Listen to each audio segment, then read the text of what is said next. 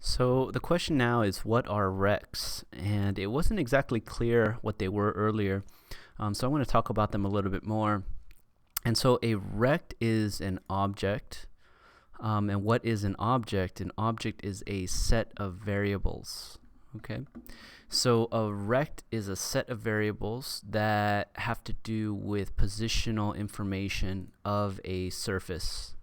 So everything in Pygame is a surface. It's a transparency, it's a square that is on the screen.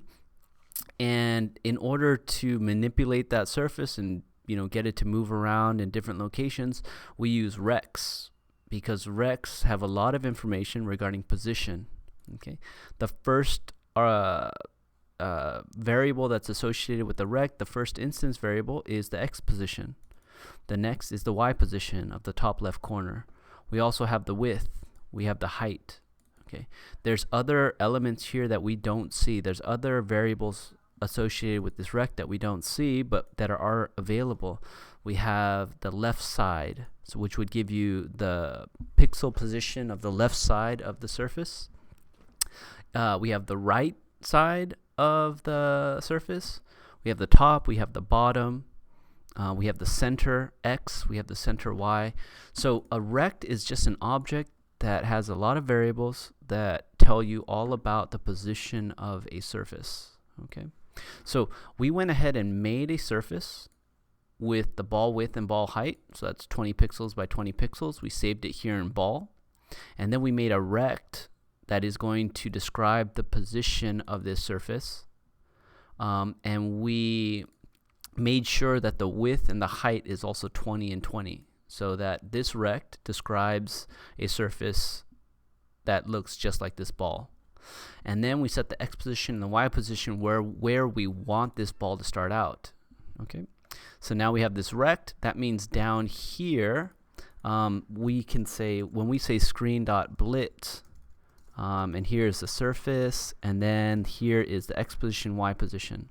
Okay, so we give it the surface that we want, the ball, and then here for the x and y position, like up here how we had to give it an x and a y position, where it would place this surface's top left corner at this x and y position.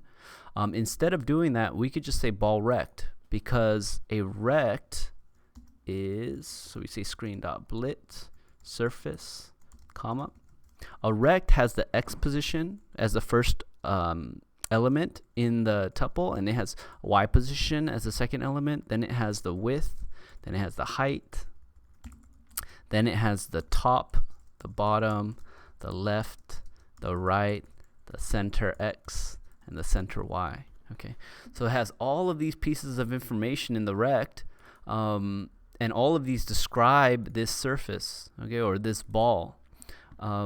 But when we give a rect to blit, it ignores all of the additional pieces of information, all of that, and it just takes the first two pieces of information, the x position and the y position.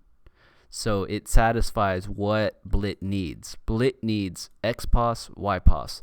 Tell me where to put this surface.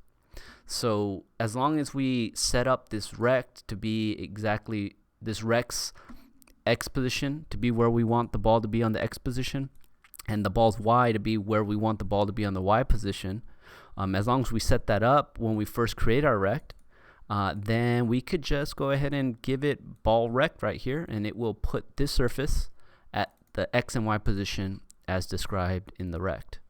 So hopefully that made a little bit of sense. I'm going to be talking about that more and more as we move on, but yeah, you're going to go ahead and understand that when we're all done with the project. But you'll learn that rects also have all these different methods that we can use that save us a lot of time. Okay, and we'll talk about one that we can use to move the ball around the screen in the next video.